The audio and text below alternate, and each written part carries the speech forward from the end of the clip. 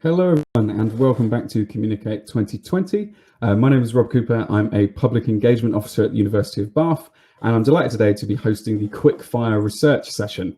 So in this session, we're going to be hearing from researchers working on the cutting edge of understanding how people think, behave, and connect with environmental messaging. So a little bit about how the session works. We're going to have 4 researchers giving a total of 5 talks. A few of these have been pre-recorded, so we'll be sharing the videos with you here. If you do have questions throughout the talks, please do put them in the session chat. If we have enough time, we'll get round to some of these talks on the stage, but if not, our researchers can also respond to any questions you have in the chat. In addition to that, if there's anything in particular that piques your interest from one researcher's talk, you can send them a direct message as well through the direct message facility in the chat, and they can also get back to you. Think of it as grabbing a coffee with someone after the session. So that's how things are going to work today. And with all that out of the way, let's get started. So I'm going to invite our first speaker to the stage, who is Sarah West from the Stockholm Environment Institute at York. And Sarah is going to be talking about diversity in UK citizen science grants. So over to you, Sarah.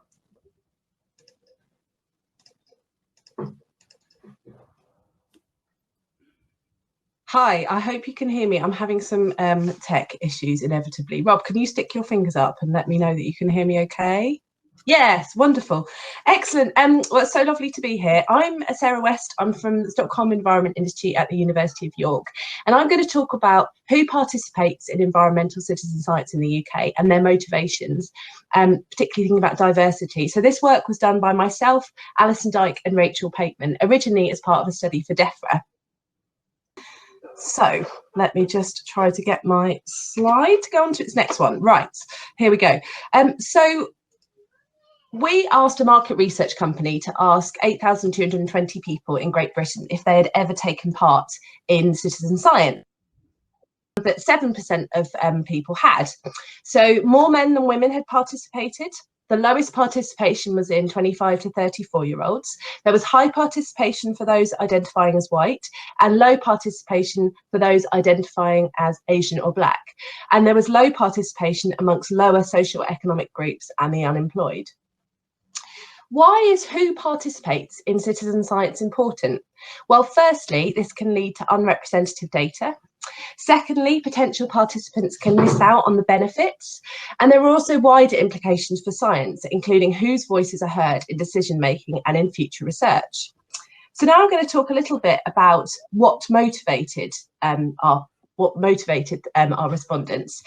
So this is important for recruitment and retention. It can lead to enhanced outcomes, and it's likely to vary depending on the project type, the geographical context, and also change over time. And in terms of what motivates people and how this varies between different demographic groups, this has really only been studied for age. So as you can see on my next slide, we found that motivations really were very wide. There was a wide range of motivations. So overall values motivations, and these are ones which are where there's doing something because it's a principle you value or you want to help others, for example, wanting to help wildlife. You can see that these were some of the most common motivations. But within this, these list of variations, there was significant variation in the values, in the motivations that people held. We used a technique called hierarchical cluster analysis to identify groups of people who had similar motivations. And let's just go to my next slide. This will be a bit small, so you probably won't be able to see this, but just to talk through what we found. So basically we found 5 clusters of people, and these explained 40% of their variation in motivations between respondents. So there's a lot of variation in motivations that we don't know about, but we found 40% in these 5 clusters. There were 2 clusters that were dominated by people with values motivations. So this is this big orange yellow cluster, and the smaller there's the blue one and a green one about values motivations. So these two clusters were people were dominated by just values motivations. One of these was about people who wanted to help wildlife and because it's a valuable thing to do. And then one was a range of additional values, things like wanting to contribute to science and share knowledge. And both of these two, these are in the bottom right of the picture, both of these two were dominated by older people who were from white ethnic groups. And then there was which is this big one at the top, the orange one. This was identified with people who held personal development and values motivations. So some of the personal development motivations that people held were things like wanting to participate in citizen science because it's a valuable thing to do, but also to help their own career. And in this group, this was dominated by young people and those in education, people from minority ethnic groups, people from lower socioeconomic groups, and men were also overrepresented in this group. We also found another cluster, which was of younger people and those from ethnic minority groups. And these people participated because someone asked them to. And this work has really important implications for recruitment of participants. To increase the diversity of demographic groups represented in your projects, project designers need to appeal to a wide range of different motivations. They need to provide career development opportunities for people. They need to ask people to participate. And when they do participate, you need to provide people opportunities for career development and progression. The other thing you really need to do is ask your participants what motivated them to participate in the first place, so that you can continue to learn about how to help them actually achieve those motivations within your project. Because a lot of research has shown that if people's motivations are met within the project, they will continue to participate in it. Thank you. And please do connect with us. These are our contact details. Fantastic. Thanks very much, Sarah. That's really interesting to see how different demographic data breaks down across those different reasons for wanting to take part. So that brings us on to our next speaker. So I've asked Sarah to leave the stage. And our next person will be Ria Dunkley from the University of Glasgow. This is a pre-recorded talk, and she'll be talking about the ecological stewardship and its relationship with childhood. So Stu, if I could ask you to share that video. Why do people love citizen science? It's clear that citizen science is everywhere, in the streets, in schools, and in the media. It's impossible to get through an episode of Spring or Autumn Watch without reference to citizen science. But what is citizen science? Well, citizen science uses a range of scientific disciplines, and yet most projects fall within the classification of ecological monitoring. A vast range of organisations use the methodology to reach their aims, including universities, eco-attractions, natural history museums, environmental conservation charities, as well as NGOs and local communities who might be tackling particular ecological crises through the employment of the approach. And one of yearly monitoring activities like the RSPB's Big Garden Birdwatch or Butterfly Conservation Trust's Big Butterfly Count are capable of capturing the public and media attention, attracting thousands of sightings per year. And for some, citizen science becomes more of a serious leisure activity, engaged with over longer periods of time, and they commit significant amount of time between multiple projects. But why is it so popular, and why with these certain individuals at such a depth of level? Is it because we have an inner Charles Darwin that we're looking to channel somewhere? The answer appears to be yes and no. Within my study of citizen science experiences, I conducted site-based in-depth interviews with 22 individuals participating in 2 citizen science projects, one of which focused upon tracking trees and the other focused on a tributary of the River Thames, the Crane River in London. This resulted in over 40 hours of interviews, and I conducted what's known as poetic structure narrative analysis to explore what was important to participants by looking at the poetic structure of language and looking at what themes they really wanted to draw across to me in the interview through that approach. And through that approach, I was able to tell the stories of individual participants. A key finding was that the desire to monitor rivers and woodlands seemed to be driven by the significance of the love of place that people had. This is a concept that's known as topophilia. And in particular, I found that people had a love of their home places that was underpinning their desire to be involved in citizen science. So connecting to a place in retirement, for example, having moved to a new place and seeking to root oneself within that place. Or for people who had lived in an area their entire lives, it was a way of deepening connection and showing commitment to place through monitoring rivers and woodlands. So it emerged from my study that home is indeed where the heart is, and therefore it would seem that how expansive the idea of home that a person has a role to play in how involved they are in citizen science projects, particularly when those projects have an ecological conservation role. And I'm interested to look at this further and to look at whether other citizen science projects nurture very different outcomes.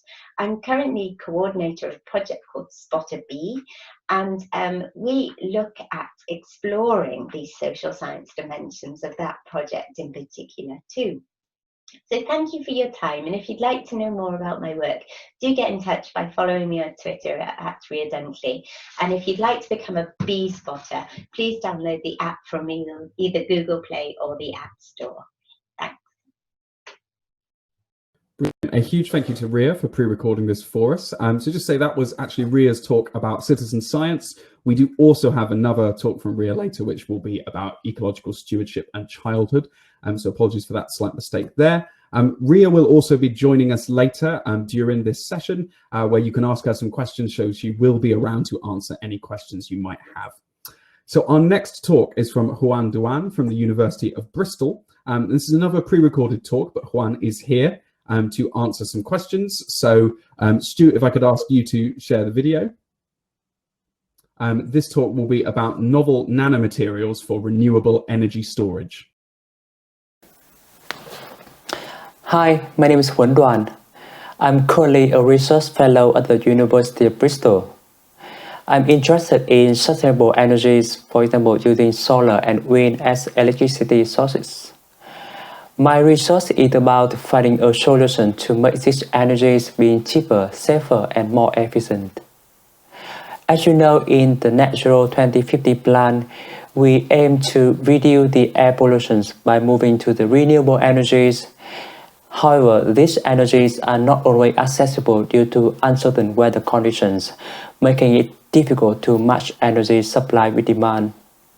The development of new energy storage devices with higher capacities and long flight times is the key to allow wind and solar being the alternatives to other electrical systems. Here, I'm working on a smart nanomaterials called metal organic framework, or MOF, which is constructed from metal nodes and organic linkers. My research is focused on using high CO2 pressure synthesis to control pore size in these nanomaterials to enhance ion transport kinetics, thus improving the specific capacity of the anode materials.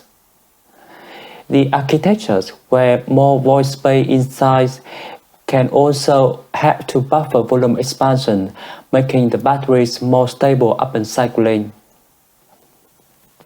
Our results show that MOF porosity can be adjusted by changing CO2 pressure and reaction time.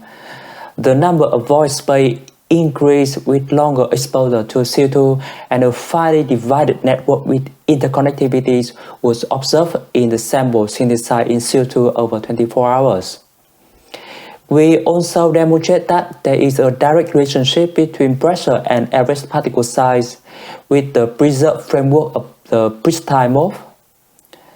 This finding introduces another factor that we can change during MOF crystallization to finely tune the properties of the porous materials. The possibility of adding larger pores and channels offer exciting prospects for the deployment of MOF as a high-performance batteries materials. If you are interested in this project, feel feel free to follow me on my social media and read my public paper related to this work on my website that I have put the link below. Thank you. Fantastic. So thanks very much, Juan, for recording that for us. We do have a couple of minutes before the next talk. So just in that space, I quite wanted to ask, Juan, we have you here on the stage. How does the use of this high pressure CO2 affect the cost of the anode materials in batteries? Yeah, I think this is a very good question, as we don't want to end up with a very expensive battery. And involving high pressure during the synthesis, it sounds like will increase the cost of the anode materials in the way that we need to investigate on the equipment to make sure that it's performed in the safety conditions. However, we have demonstrated that high CO2 pressure can introduce rapid reactions. The materials can be formed within 2 minutes rather than 12 hours in the conventional synthesis, which can significantly reduce the cost of the materials. And also choosing this high CO2 pressure methods, I could say, is a good starting point for those who want to scale up the smoke synthesis, or those who want to produce smoke in a continuous system that might help to reduce the cost of the batch synthesis that we have today. And we also demonstrate that using CO2 pressure can help to reduce the amount of toxic solvents, which is great for green synthesis that we want to establish in the future of chemistries. And together with some promising properties of the CO2-driven materials that I have shown in my presentations, I could argue that these synthetic methods will be a cutting-edge technology to introduce to the market new batteries materials with high performance and low cost. Okay, yeah, that's fascinating to hear that could actually be a more efficient method in some ways of creating high-performance batteries. So we're going to move on to our next speaker now. So Josh Ettinger is from Worcester University, and he's going to be talking about what's up with weather, public engagement with extreme event attribution in the UK. So over to you, Josh. Great, thanks. And can you hear me okay? Yes, coming through loud and clear. Excellent. Great, so hello everyone, I'm Josh. I'm a PhD student at the University of Oxford. So let's jump right into it. Climate change is often called a wicked problem. And that's because it's abstract in time, in space, conceptually. Whereas extreme weather is very much in contrast to that. Extreme weather is devastating. It's specific in time and space. And there are powerful stories from around the world, such as this couple in the Philippines whose wedding plans were destroyed by a typhoon. So researchers are beginning to ask, and over the last 10 years or so, exploring to what extent is extreme weather a factor in changing climate change attitudes. To be honest, the research is quite mixed. Some of the studies find that it brings attention to climate change, but it's questionable to what extent an extreme event changes one's beliefs. But for the next about, I guess, 4 minutes, I want to talk to you about a more proactive approach. To what extent can we facilitate a teachable moment for climate change by effectively communicating climate science in the wake of extreme events? You may have heard about this or seen headlines. There's a new form of climate science that's still really emerging called attribution. And essentially, to a greater extent than ever before, scientists can provide a specific number to what extent climate change influenced the likelihood or the intensity of an extreme event. And the Siberian heat wave several months back was one of the most dramatic findings so far. And very quickly, the way they do this is they construct two worlds. They model the real world with all the emissions we've added in since the Industrial Revolution, and a counterfactual world. And the counterfactual world is exactly the same in the models, except with a different level of emissions, often pre-industrial revolution. And then you simply compare the extreme event, how it plays out in both models, and you can get a sense of the climate change impact. What I wanted to do as part of my PhD was to explore, how does the UK public respond to these findings? Is it a useful climate change communication tool? And secondly, are there ways that we can more effectively communicate this stuff to make it accessible and comprehensible?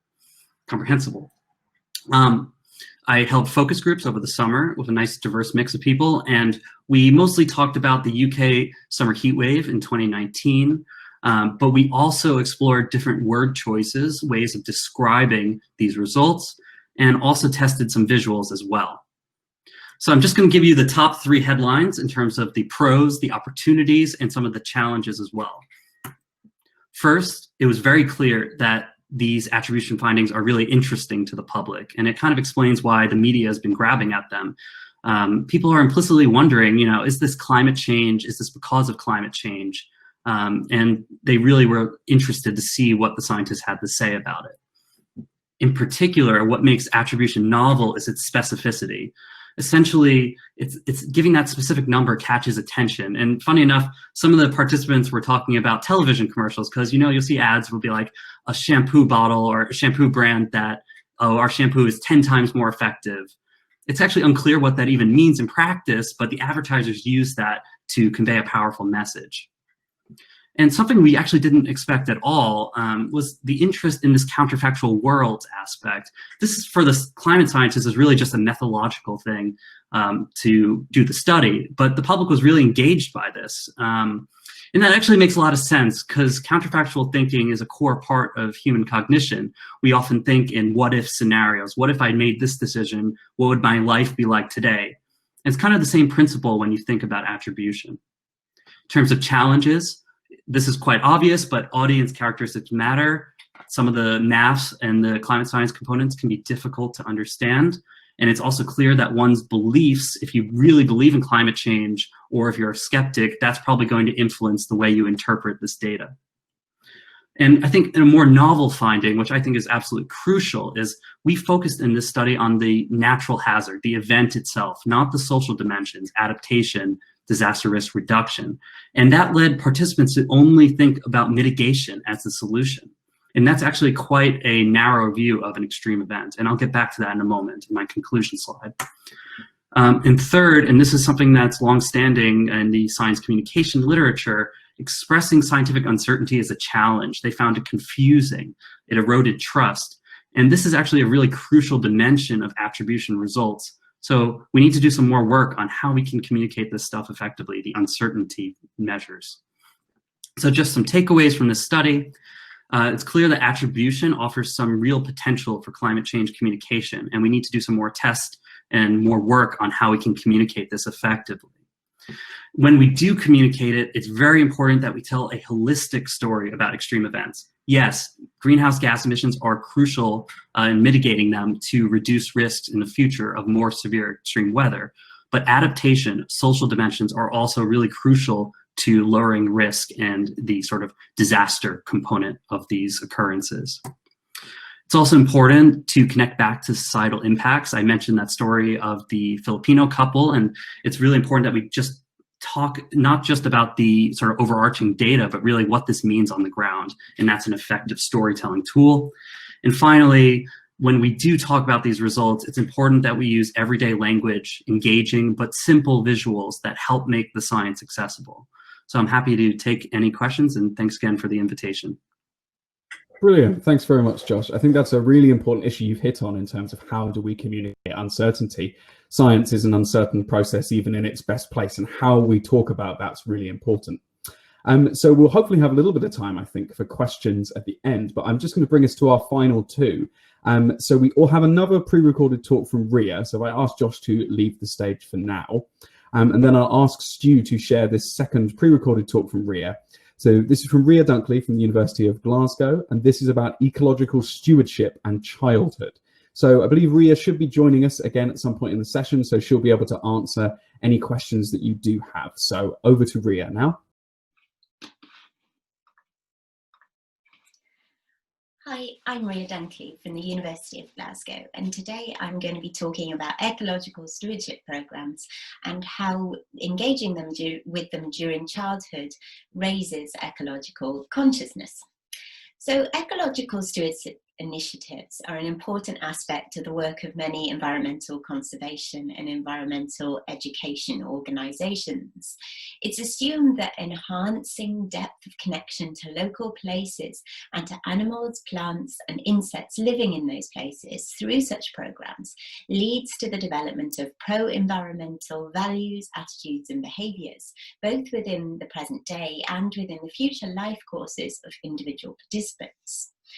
This lightning talk is about a social science research project that I conducted because I was interested in the impact of involvement in a particular award, the John Muir Award, a programme that identified that as having characteristics of an ecological stewardship programme.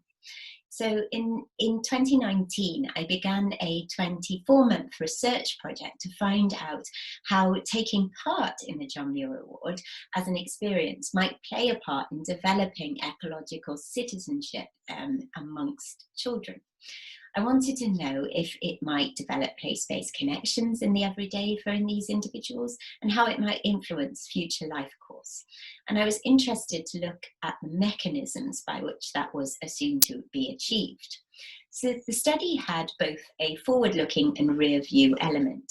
The forward view involved a local primary school, and I visited that primary school every Wednesday in spring 2020 as they completed their John Muir Award.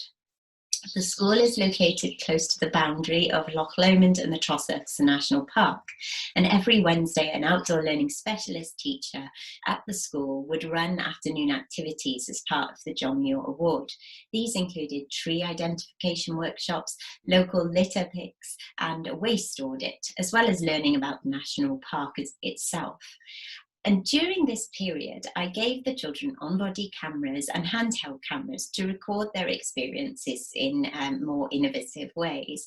I also gave them the opportunity to conduct mapping activities that gave me an appreciation of how they understood the national park that they were living very close to.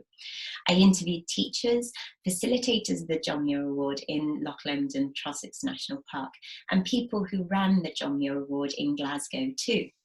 So the rear view element involved socially distanced interviews with a range of past participants who are now adults. And I interviewed people via Zoom and on Skype and the telephone. And these individuals came from across the UK and were now in a range of different situations in their adult lives. One of the key things to come out of my analysis at the very early stage is that encounters with the natural world during childhood can lead to changes in ecological consciousness, both in the immediate and in terms of the learning that comes from those encounters through a reflection of on those encounters that children tell both in the present but that are reflected upon within adulthood too. So there's both an immediate effect and a long-term life course implication. People as adults recounted stories about the John Muir Award, and these were significant ecologically to their consciousness. So to conclude, it's probably impossible to decipher a very clear link between a very small scale qualitative study to the decisions that are made that influence the whole of someone's life. Indeed, it would be impossible to do it through a large scale survey, arguably too. But for many children in this study, the project shows that there is an impact that could be referred to as what Louise Chowler calls a significant life experience in terms of someone's ecological knowledge evolution. The study indicates that close looking at ecological citizenships programs can help us to understand their role, albeit indirectly, through forming memories and habits that might be considered pro-environmental in the face of climate and ecological crisis. And the study reveals that there's therefore value in the mess of litter picking, as well as the value of the messiness of a qualitative approach to understanding experiences of ecological citizenship programs. So in the future, I'm keen to look at programs that are far more structured, classroom-based assessments, and something like the natural history GCSE that's been proposed perhaps offers an opportunity there. And that would be useful for understanding the pedagogies that are developed to fit existing pedagogic landscapes in a structured education program too. So thank you for your time today. And if you'd like to find out more about my work, please do get in touch and follow me on Twitter, and we can go from there.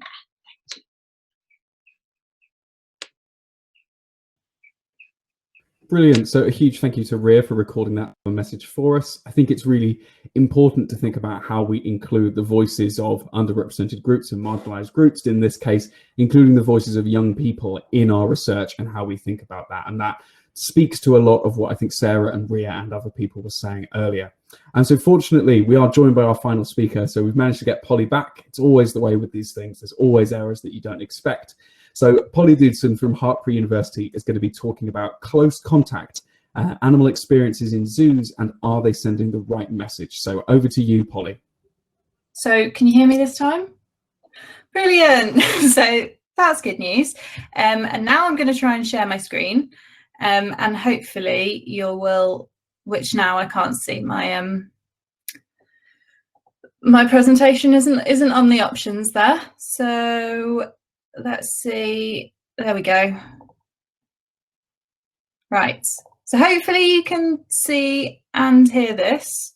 I cannot see anything, so if I'm just talking into nothing and you can't see this, I don't know. But it all looks good, Polly. Brilliant. So I'm just going to tell you a little bit about my PhD research, which is on animal experiences in zoos. So on this slide are some examples of things that you may have seen zoos advertising. You may even have done one of these types of experiences yourself. So in the UK, a lot of zoos offer these kind of close contact experiences. So an opportunity to get a bit closer to the animals in the zoo at an additional cost to the zoo entrance fee. And I'm particularly interested in these kind of meet an animal experiences. So these are usually done with a particular species, and they give the participants an opportunity to have a kind of close encounter with their chosen animal. So they might get to enter the animal's enclosure, they might get to feed the animal, they may even get to touch it. Now, these experiences have the potential to make a positive contribution towards conservation because they are additional costs, so they bring in extra money, but also they give the participants the opportunity to really get that connection with the animal, to develop their connection to nature, hopefully to even kind of increase their concern for conservation. But there's very little research into these types of experience. We really don't know what the impact is. And the reason why I think that this is so important is that the impact won't just be on the participants who are doing these experiences. It could actually be much wider. So you have your participants who are having this interaction with their chosen animal, but these are staff-led experiences. So they're also having an interaction with a member of zoo staff. And if we assume that the zoo has a conservation mission, then we would hope that that zoo staff member will be delivering that conservation message to the participant. But these experiences take place in the animal exhibit, which means that other zoo visitors can often see them going on. So this means that we end up getting these observers and they can watch the experiences taking place, but they won't necessarily have that contact with the zoo staff and they won't necessarily get the conservation message that goes along with it. So we don't know how those people interpret what they're seeing. And because these animal experiences are perfect photo opportunities, it means that the participants and even the observers can be taking pictures and they can post those photos on social media. And then that means that we can get non-zoo visitors completely out of context, can see these images, and again, we don't know how they will interpret them. And we are at a time where actually there is more awareness of kind of bad wildlife tourism, particularly in other countries, and how wildlife selfies are a bad thing, but do people see the difference? And there has also been research looking at images of primates with or without a human in the picture. And actually people viewing an image of these primates with a person are more likely to think that that animal would make a good pet and less likely to think that it's endangered in the wild. So this is why I think it's really important to really explore what message people are getting from what is being offered. So the areas that I particularly want to explore where I think there could potentially be the wrong message are so the good pet perception, whether people think that the animals involved in these experiences would make a good pet, what people's perceptions are of the animals' welfare in these experiences, how do they see their kind of quality of life in the zoo, how concerned are they about that animal's conservation, and what's their view of the zoo? Do they see zoos as more of an entertainment attraction or more of a conservation organisation? So I don't have any results to share with you. I'm still in fairly early stages of my PhD. I will be doing lots of online questionnaires. But if you want to know more about what I'm doing, how I'm doing it, then please do get in touch. So you can contact me via direct message on Hopin. If you've got any specific questions, ask them in the chat. But you can also follow me on social media. So I've got my Twitter and Instagram there. And I'd love to hear from you. So thank you very much for listening. Fantastic. Thank you, Polly. So we do have a little bit of time left at the end of the session for some questions. So if I could ask Stu to send through any particular questions we've got in the chat.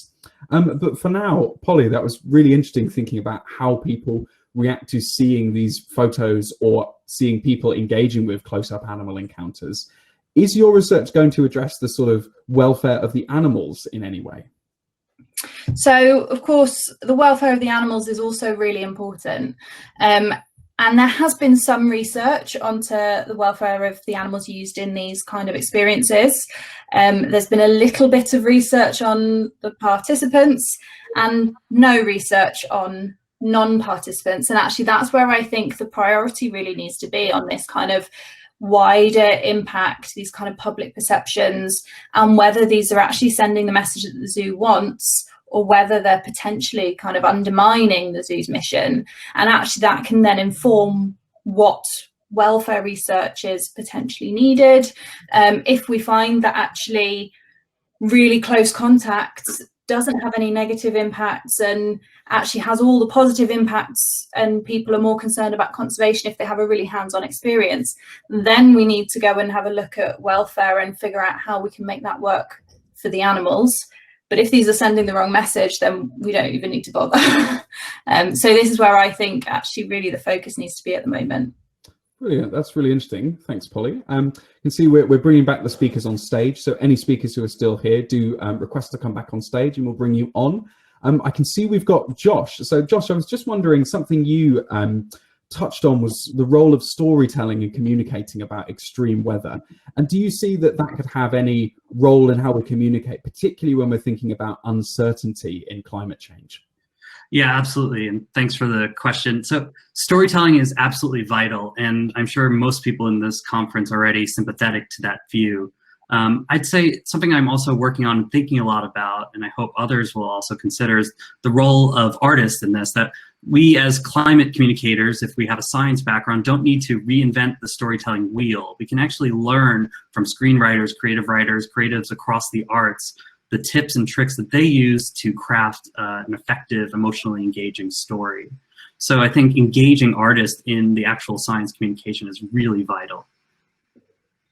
Brilliant. Thanks, Josh. I can see Ria has joined us now, so thank you very much, Ria. I saw one question in chat that I thought might be quite relevant. So the question was asked, what can we do about people who don't seem to care about their place, from what you were talking about? Like teenagers who you see throwing around litter or something like that on their local nature reserve. It is their place, but they might not value it in the way we do. Do you have any thoughts on that? Yeah, that's a really interesting concept, and I think a really interesting question. I would feel that these kinds of ecological experiences, so say doing litter picks in and around a place, or even kind of nature walks that connect you to the history and the place itself, the local trees, the local rivers, the kind of built heritage in those areas, can be a key part of that building of a connection with place. And so in a sense, it's like the same thing solves the problem of lack of connection as that builds the connection in the first place. So I'd say that the opportunity to engage in the physical aspects in kinesthetic learning in place is key, regardless of whether that place is sort of perceived as being a beautiful environment or having a lot to offer ecologically, but it's sort of starting from where you are in a very place-based way in terms of ecological learning is always a positive thing. Brilliant. I saw a nice comment in the chat as well, just about engaging with those teenagers and trying to find out what their value is for the place and engaging directly with them. So I think that sort of speaks to what you were saying as well. A quick question for Sarah as well. Going back to what we talked about at the beginning, could you talk to us a little bit about why diversity is important for environmental citizen science? Yeah, I can. Yeah, so okay, let me just give an example of birds. So if you have people participating in your citizen science project who are mainly have mainly got big gardens, so they're mainly wealthier people, perhaps they've got big gardens living in maybe the southeast of England. I don't know if Sarah Hobbs is still on in this group, but her PhD looked at this and found that there was a bias towards those kind of people participating in these kind of projects. If you've got mainly those people participating in your projects, you might, for example, in your data set, find that actually for example, house sparrows are doing really badly, because house sparrows are not found in those kind of gardens. They're much more found in maybe some of the kind of more urban areas where you maybe have lower higher levels of deprivation, but lower numbers of sparrows, for example. So actually, there's an impact for the actual data that you're collecting and a bias in terms of the data that you're collecting.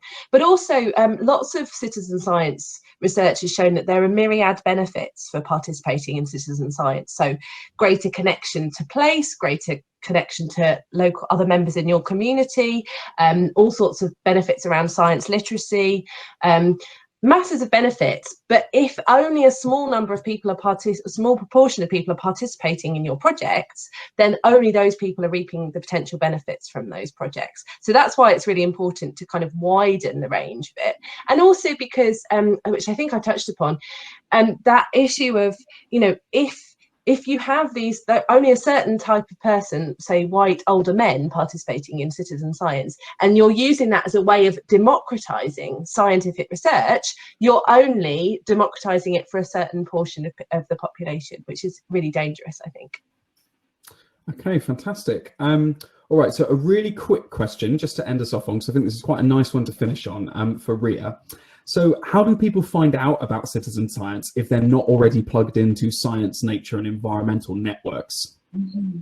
Yeah, so I guess, I mean, it comes from a number of different routes for people, and the media, as I highlighted, it has a huge role in terms of highlighting what's happening. And often I think that working with schools is really key. So thinking about, I guess that's on the part of environmental organisations or those running citizen science projects, to be working in collaboration with schools to raise awareness of these issues. I work in initial teacher education, and so I'm always telling my students about how they could be using these programmes to reach specific aims in whatever area of Glasgow they might be working in. So I guess it's all about linking into partnerships and thinking beyond the usual suspects, community groups as well. And often, I mean, I could highlight all the kind of links to online sources like SciStarter and Zooniverse and all of those kind of things, but also being conscious that the online space isn't for everybody and presents certain barriers. And so using those kind of offline routes and making projects available in that space is important too, and working with community groups and even housing associations in that respect could be valuable. for getting the word out. Brilliant, thank you, Ria. So that is all the time we have today, unfortunately. So it just remains for me to thank our four researchers for coming in and sharing all of their interesting research and answering your questions. If you do have more questions, do put them in the chat. Our researchers can still see them, and do send a private message if you need to. And thank you all of you for coming along and answering such interesting questions. And I can see there's a lot of conversation going on in the chat, so that's brilliant. I hope you guys enjoy the rest of your Communicate 2020, and it's been as interesting and exciting as this session. And until then, goodbye and enjoy the rest of your day. Thanks all. Bye.